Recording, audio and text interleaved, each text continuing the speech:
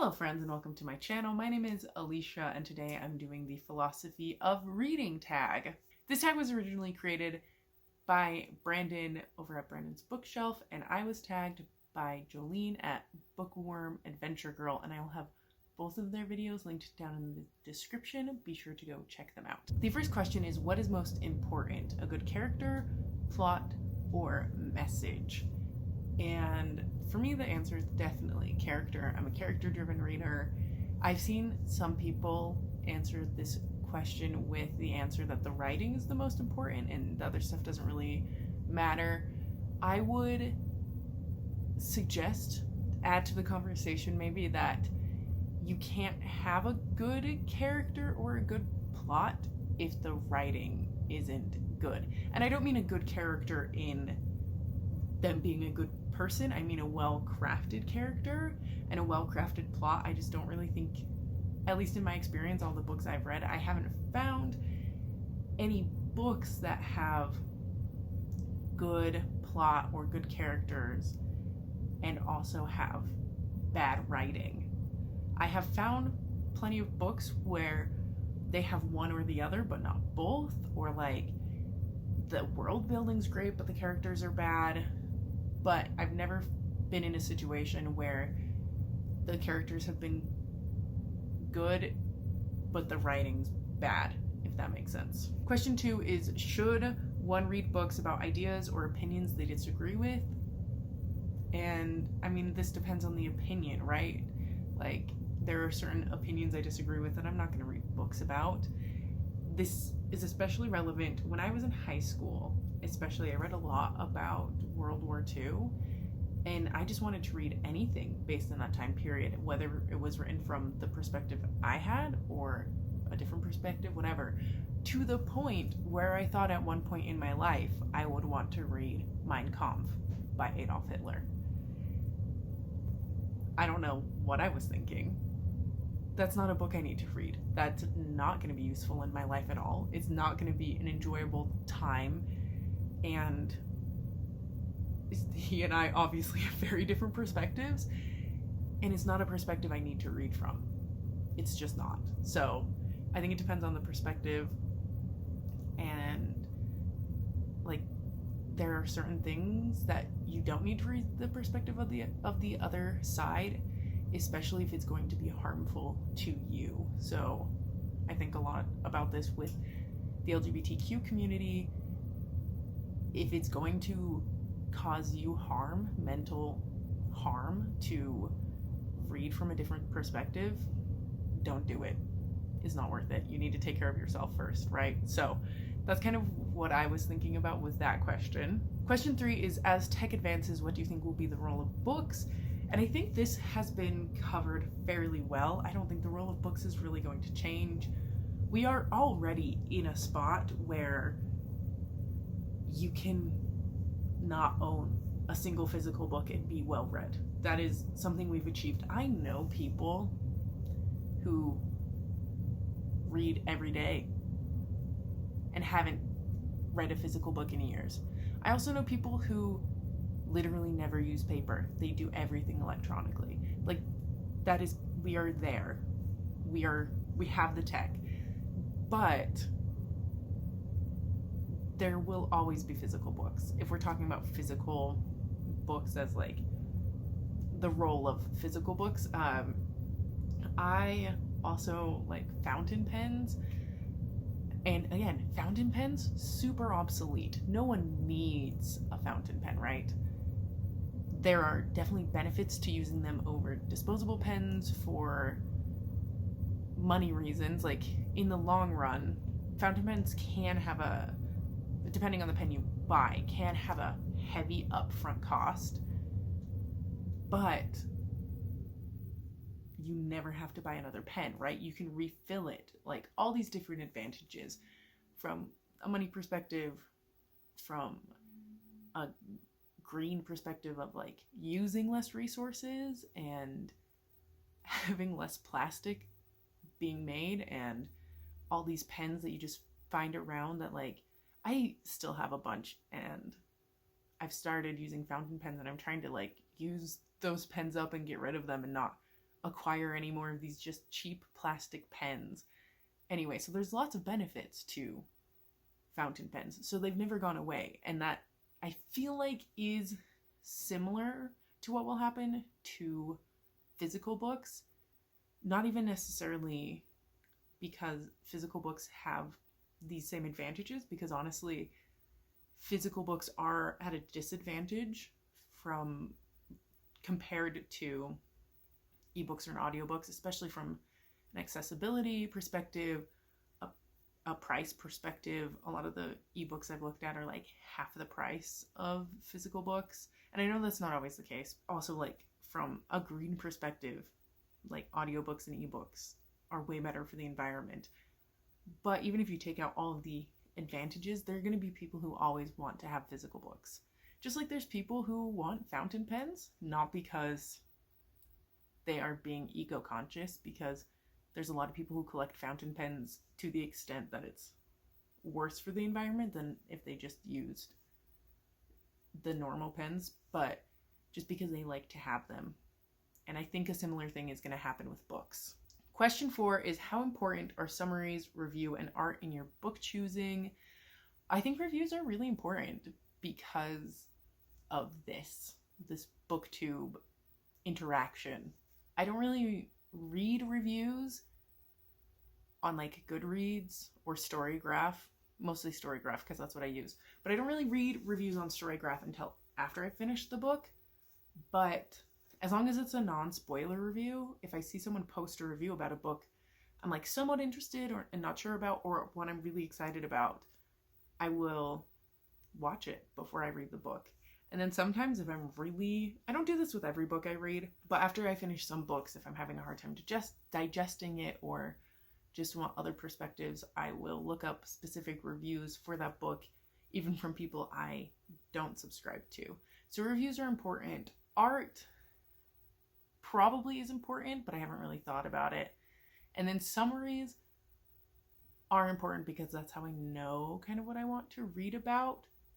But I have a crap memory, so I always forget the summaries. So I always start books and I'm like, I remember hearing the summary and thinking this sounded good, but now I really don't remember what it's about. So we're in a good spot, because then if the summary was a little spoilery, most of the time I've forgotten it by the time I started the book anyway.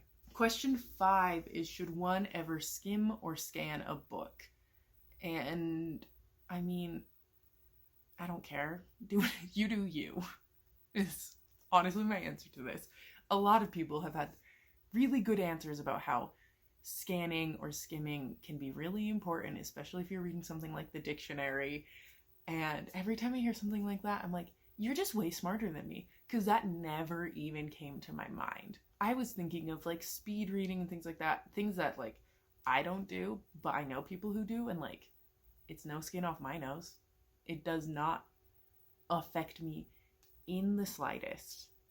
And it's something I used to be a little bit huffy about and be like, you're not really reading if you're scanning. But that's just gatekeeping. And so I'm got rid of that attitude because it's not worth it. I don't care. I don't care if you skim. I don't care if you scan. If you're enjoying it, have fun. If it's not hurting anybody else, have fun. 6, should reading always be enjoyable? And the answer probably is no. Reading's not always going to be enjoyable. And when I was watching Jolene's video, a thought distilled in my brain while she was answering this question, that only the Siths deal in absolutes. So when we talk about should reading always be enjoyable, or these questions of like, is it black or white? Is it yes or no? It's not really either. There's not an absolute yes, it should always be enjoyable, or no, it shouldn't, because that also depends on why do you read. I don't enjoy everything I read. I don't only read for escapism. So is everything I read enjoyable? No. In that not everything I read is fun. Like a lot of the nonfiction books I've read recently about the history of racism in the United States is not what I would describe as fun or enjoyable, but it is important. So I guess I do enjoy learning and being better versed in my country's history and understanding some of the things that have happened. So I do enjoy the learning to an extent, but it's not really enjoyable, if that makes sense. Question 7 is it important to be well read? For me, yes. One of my favorite compliments is when people tell me that I read diversely and they think I have a wide range of books that I read, because that's one thing that is important to me, is I want to read a little bit of everything, with, certain exceptions that I haven't really gotten into, but I want to try to read a little bit of everything. But I don't think it's important for everyone. Question 8 is, what is your book buying process? So I really have 2 distinct book buying processes. There's the online book buying process, which is I go online to my local bookstore and I'm like, I want this specific book. And then when they tell me it's ready for pickup, I go pick it up. 2 is I go to my local bookstore and I browse. Honestly, neither of those happen very often. I've been trying not to buy very many books recently. And so none of those have been happening very often. Occasionally, I do buy books from other places, like secondhand online books, like Pango books or thrift books, things like that. And then about twice a year, we end up in Barnes & Noble. Question 9 is, what is your reading process? I open the book to where my bookmark is and I read. Some books I annotate, mostly my nonfiction I annotate. And if I'm annotating it, I keep it in the living room. I don't annotate in bed because it's hard to write when I'm laying down. But other books I just kind of read wherever I am and just pick it up. Although, more of a process thing that I've recently implemented is that I haven't done today. Shame on me. But I recently implemented that I have to practice the piano and either the violin or the guitar, preferably both, before I'm allowed to read for the day, because those are the things I really need to get done before I get distracted by a book. Question 10 is, how do you use what you read?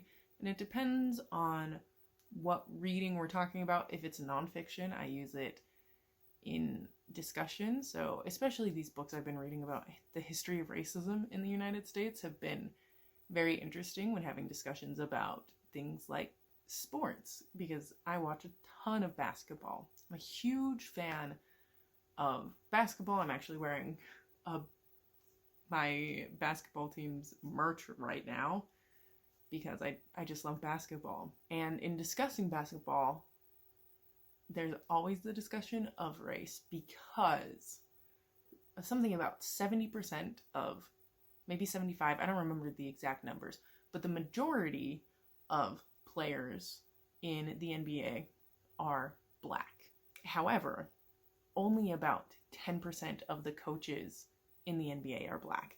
So in reading about the history of racism, I bring it to these discussions that I have with my family and friends about the racism that is still happening in the NBA, the NFL, basically any sports league, any organization in the United States almost. And I use that to aid in those discussions and also to bring up new points that I hadn't thought about before reading and that a lot of the people I talk to have never thought about before. If it's something I'm reading just for fun, I don't typically use it in any sort of way except for just to entertain myself. Occasionally, books will spark bigger ideas, even if they are fiction books. But most of the time I leave that for my nonfiction. Question 11 is, if you could download a book to your brain, would you still read? Sometimes. I would definitely still read, but not nearly as much as I read now. I can tell you that much. There are some books that I have started and either finished because I was like, I'm not sure if I should DNF it, or I don't feel like I can DNF it because of X, Y, or Z reason, or even some books that I have DNF'd that if I could have just downloaded them, I totally would have, just because I wanted to know what happened. Most of the time what I do is, if I DNF a book, this is what happened with The Hunting Wives, I think is what it's called, because I started that book and it sounded really good. I just couldn't deal with it. All the characters were terrible. And I feel like the author was trying to make a point, but the point didn't really feel successful to me and how I was interpreting it. So I DNF'd the book. But because I wanted to know what happened, I Googled the ending. If I'm not enjoying a book, but I'm like, this is an interesting plot, but I hate the characters or the writing I just can't deal with, whatever, I just Google the ending of it. And that would be great for the books I want to DNF, for the books that I still finish, but I feel kind of meh about, like the books that almost turn into chores. I would definitely download some books to my brain. Question 12 is, what are your views on rereading a book? I love rereading. There have been points in my life where most of my reading was rereading, so I view it in an extremely positive light. Question 13 and question 14 are, what makes a book good and what makes a book bad? And I honestly am at a little bit of a loss, because I can often articulate what I like about a book, but I don't think it's those things that necessarily make a book good or bad. Like, I like multiple POVs, and I like feeling invested in the characters. I like having a character I can relate to. But there are books that I've liked that I hadn't had a character I can relate to. There are books that have been bad that had multiple POVs, even though that's something I tend to like. So I think what makes a book good or bad is the writing, and whether or not I feel like I connect with the writing. And it doesn't have to do anything to do with plot or character, really, because if the writing is good, it's a good book, and if the writing is bad, it's a bad book almost. Although there have been books that I have not liked that had good writing, but I don't know. I think it comes down to not my connection with a plot or a character, even though character is like the most important thing in a book for me. But I don't think if a book is good or bad, it doesn't come down to a character or a plot. It comes down to, am I connecting with the essence of the story, the writing, the vibe? Question 15 is, how do you feel about not finishing a book? I feel great about it. If I'm not enjoying a book to the point where I'm like actively like, I wish I was not reading this book, there are very few times I will finish it. I will DNF books. I mean, it doesn't happen a lot, because I feel like most of the time I'm pretty good at knowing what's going to be interesting to me, but I don't really have a problem with DNFing books, especially audiobooks that I get from my library, and I don't keep track of them. But I DNF'd, I think, 2 audiobooks in November alone, and I think I DNF'd like 3 or 4 books in November, which doesn't sound like a lot of books, but also is a fair amount of books, considering I think I only read like a handful of books that month. So I like DNF'd 3 or 4 books just because I don't have a problem with it. Question 16 is, should the author's personal life matter at all? Again, absolutes. There are times it doesn't matter. There are times it does matter. A lot of the conversation around this has been negative. Jolene did point out that it also could be in a positive aspect. There could be things about the author's personal life that make the book more positive. I was thinking about the book I read earlier this year, which is How Lucky by Will Leitch. And to me, the author's personal life matters a lot for this book, because the author wrote a disabled main character, and a disabled main character with a very specific disease that he does not have. He wrote about a disease that the son of one of his friends has. And honestly, from my perspective, reading it, I just don't think it was very well done. It was almost like look at how good I am for writing about a disabled main character. That was the feeling I got in reading the book, and just everything that happened in it. It felt very performative. So yes, his personal life matters, because I would definitely view the book differently if he was disabled, if he had this disease himself. Because then it would actually be him sharing a little bit of his personal experience, even if it's fictionalized, opposed to him taking on the experience of someone else. The issue in taking on the experiences of someone else is it just never works as well as if someone with the actual experience had written the book. So especially with How Lucky, it just felt weird, it felt performative, and it just overall fell flat because he wasn't speaking from his own experience. Question 17 is, if you could only read one genre for the rest of time, what would it be? Sci-fi.